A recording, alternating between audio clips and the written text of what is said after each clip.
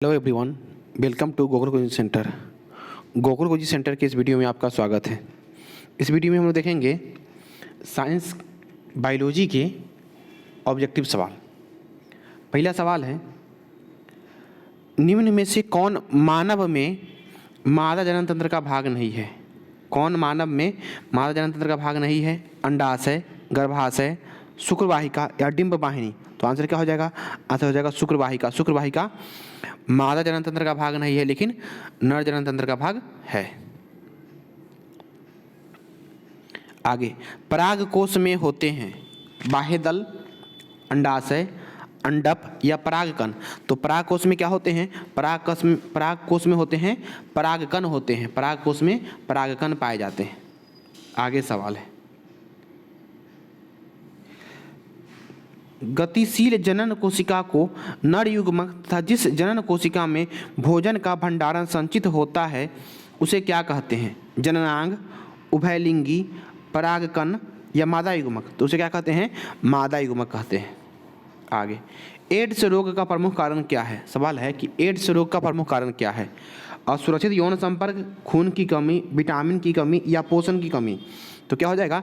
असुरक्षित यौन संपर्क के कारण से होता है एड्स रोग। अगर पूछा कि खून की कमी से कौन सी बीमारी होती है, तो खून की कमी से होता है एनीमिया रोग होता है। आगे, पंखुड़ियों का रंग अधिकतर पीला होता है, हरा होता है, लाल होता है या सफ़ेद होता है। तो पंखुड़ी का रंग कैसा होता है? पंखुड़ी का रंग होता है हरा होता है। पंखुड़ी का रंग अधिकतर हरा होता है। आगे, फूल का कौन सा भाग फल में बदलता है? फूल का कौन सा भाग फल में बदलता है? पुंकेसर, स्त्री केसर, अंडाशय या बीज। तो फूल का जो अंडाशय वाला भाग होता है वो बदल जाता है फल में, और बीजांड वाला भाग बदल जाता है बीज में। इसका आंसर हो जाएगा अंडाशय। आगे, भ्रूण के जिस भाग में तना पत्तियां बनती है उसे क्या कहते हैं? मूलांकुर कहते हैं, परांकुर कहते हैं, प्ररोह परतंत्र कहते हैं या इनमें से कोई नहीं। तो इसमें से कोई नहीं। एकल जीवों में प्रजनन की कौन सी विधि होती है? खंडन, द्विखंडन, बीजाणु समासंध या इनमें से सभी। तो आंसर क्या हो जाएगा? बीजाणु समासंध। आगे है, लैंगिक जनन में कोशिका होती है केवल नर जननांग, केवल स्त्री जननांग, नर एवं स्त्री जननांग दोनों या इनमें से कोई नहीं। तो आंसर क्या हो जाएगा? केवल नर जननांग। पुंकेसर पुष्प का कौन सा जननांग है? पुंकेसर पुष्प का कौन सा जननांग है? नर, स्त्री दोनों या इनमें से कोई नहीं। तो क्या हो जाएगा? पुंकेसर है, नर जननांग है। अगला है, मादा में यौवना आरंभ के लक्षण है दाढ़ी। पुरुषों में यौवना आरंभ के लक्षण है दाढ़ी में मूंछ आना, कंठ का फूटना, मांसपेशियों में उभार आना या इनमें से सभी। तो आंसर क्या हो जाएगा? इनमें से सभी। जब कोई पुरुष यौवन अवस्था में आ जाता है तो उसमें क्या होता है?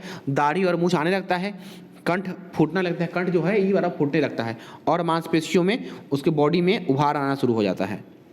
आगे, स्त्रियों में यौवना आरंभ के लक्षण है। स्त्रियों में पूछ रहा है सवाल कि स्त्रियों में यौवना आरंभ होता है वो किस लक्षण से प्रदर्शित होता है? स्तनों में वृद्धि, नितंबों का उभरना, रजोधर्म का प्रारंभ या इनमें से सभी। तो आंसर क्या हो जाएगा? इनमें से सभी। अगर स्त्री यौन आरंभ में आ जाती है तो क्या होता है? उसके स्तनों में वृद्धि हो जाती है, नितंबों का उभरना हो जाता है और रजोधर्म में प्रारंभ हो जाता है। मनुष्यों में नर जननांग निम्नलिखित में से कौन है? वृषण, शुक्रवाहिका, मूत्रमार्ग या इनमें से सभी। तो नर जननांग में निम्नलिखित में से सभी आते हैं। वृषण भी आता है, शुक्रवाहिका भी आता है और मूत्रमार्ग भी आता है। शुक्राणुओं का मोचन कहाँ होता है? शुक्राणुओं का मोचन कहाँ होता है? अधिवृषण में, शुक्रवाहिका में, वृषण या शुक्राशय। तो आंसर क्या हो जाएगा? शुक्राशय। आगे सवाल है, स्त्रियों में अंडाशय की संख्या कितनी होती है? 1, 2, 3 या 4। तो आंसर हो जाएगा 2। आगे है, मनुष्य में निषेचन के फलस्वरूप बनता है भ्रूण, बीजाणु, युग्मनज या इनमें से कोई नहीं। तो आंसर हो जाएगा युग्मनज बनता है। वृषण में बने शुक्राणु संचित होते हैं। वृषण में बने शुक्राणु संचित होते हैं शुक्राशय में, अधिवृषण में, शुक्रवाहिका में या मूत्रमार्ग में। तो आंसर हो जाएगा अधिवृषण में संचित होते हैं। आगे सवाल है, वैसे परिवर्तन जो जीवों के नियंत्रण के से बाहर होते हैं कहलाते हैं। वैसे परिवर्तन जो जीवों के नियंत्रण से बाहर होते हैं कहलाते हैं टकराना, क्षमता या निकेत या परिवर्तन। तो आंसर हो जाएगा निकेत। आगे, एक लिंगी पुष्प का उदाहरण है पपीता, सरसों, उड़हुल, या इनमें से कोई नहीं। तो आंसर हो जाएगा पपीता। पपीता है सो एक लिंगी है, बाकी सब सरसों और उड़हुल द्विलिंगी है। मानव जनन किस आयु में परिपक्व एवं क्रियाशील होता है? 12 वर्ष की अवस्था में, 18 वर्ष की अवस्था में, 24 वर्ष की अवस्था में, या 30 वर्ष की अवस्था में? तो आंसर हो जाएगा 18 वर्ष की अवस्था में मानव के जनन अंग परिपक्व एवं क्रियाशील हो जाते हैं। शुक्राणु का निर्माण होता है वृषण में, गर्भाशय में, अंडाशय में, इनमें से सभी में? तो शुक्राणु का निर्माण कहाँ होता है? शुक्राणु का निर्माण होता है वृषण में होता है शुक्राणु का निर्माण। आगे सवाल है, लिंग गुणसूत्र का पूर्ण जोड़ा पाया जाता है पुरुष में, स्त्री में, स्त्री और पुरुष दोनों में, या इनमें से कोई नहीं? तो लिंग गुणसूत्र का पूर्ण जोड़ा किसमें पाया जाता है? स्त्री में पाया जाता है, जो क्या होता है XX होता है, और पुरुष में क्या होता है XY होता है। हाइड्रा में प्रजनन की विधि निम्नलिखित में से कौन सी है? हाइड्रा में प्रजनन की कौन सी विधि होती है? कायिक प्रवर्धन, बीजाणु समासंध, मुकुलन, या विखंडन? तो आंसर हो जाएगा विखंडन। आगे, पुष्प का कौन सा भाग परागकण बनाता है? बाह्य दल, पंखुड़ी, पुंकेसर, या स्त्री केसर? तो आंसर हो जाएगा पुंकेसर। पुष्प का पुंकेसर वाला भाग होता है वो परागकण बनाता है। आगे है, गन्ना, गुलाब एवं अंगूर के कृषि में किस जनन विधि का उपयोग किया जाता है? मुकुलन विधि, कायिक विधि, खंडन विधि, या विखंडन विधि?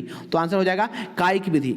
गन्ना, गुलाब और अंगूर में किस विधि का उपयोग किया जाता है? कायिक विधि। गन्ना के, गुलाब के और अंगूर के डोंगी यानी उसके शाखा को काट के, उसके तना को काट के रोप देने से नया पौधा जन्म ले लेता है, नया पौधा या नया फल बन जाता है, नया पेड़ बन जाता है, इसी को कहते हैं कायिक विधि।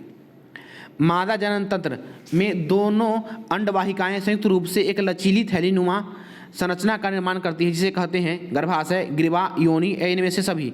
तो क्या कहते हैं? उसे कहते हैं गर्भाशय कहते हैं।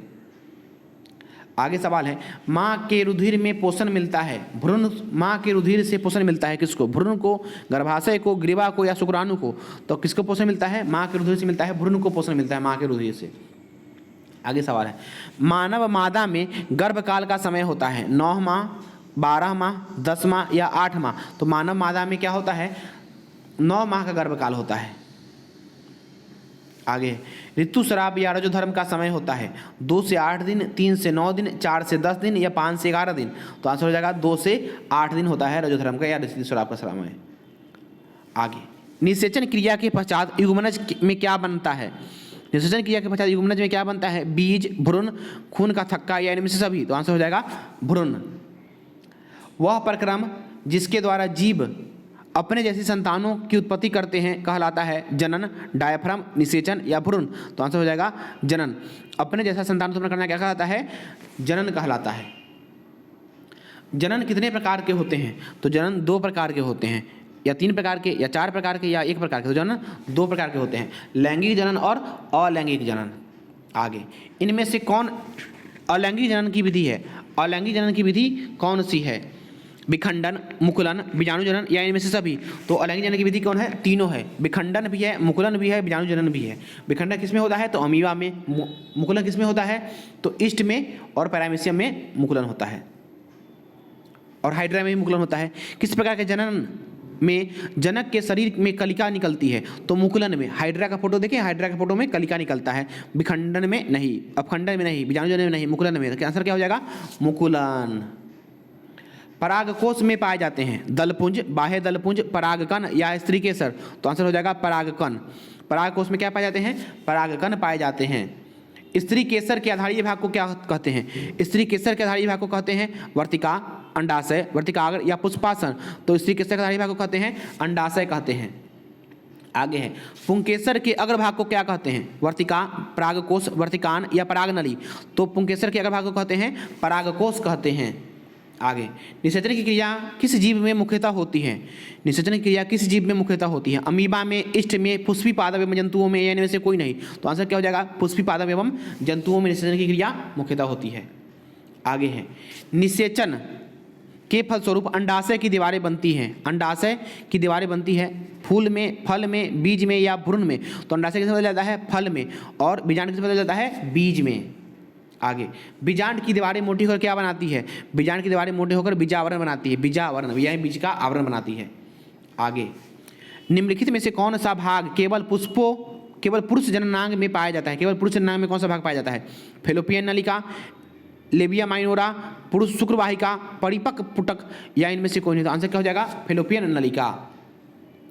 नर युग्मक तथा मादा युग्मक के संयोजन से बनता है जाइगोट, अंडाणु, शुक्राणु या वीर्य। तो आंसर क्या हो जाएगा? जाइगोट। स्त्रियों के मासिक चक्र में एक परिपक्व अंडाणु किस दिन अंडाशय से बाहर निकलता है? 28वें दिन, 14वें दिन, 20वें दिन या 30वें दिन। तो आंसर क्या हो जाएगा?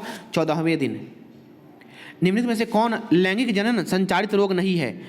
एड्स, गोनोरिया, सिफिलिस या टाइफाइड। तो आंसर क्या हो जाएगा? टाइफाइड। चलिए, थैंक यू।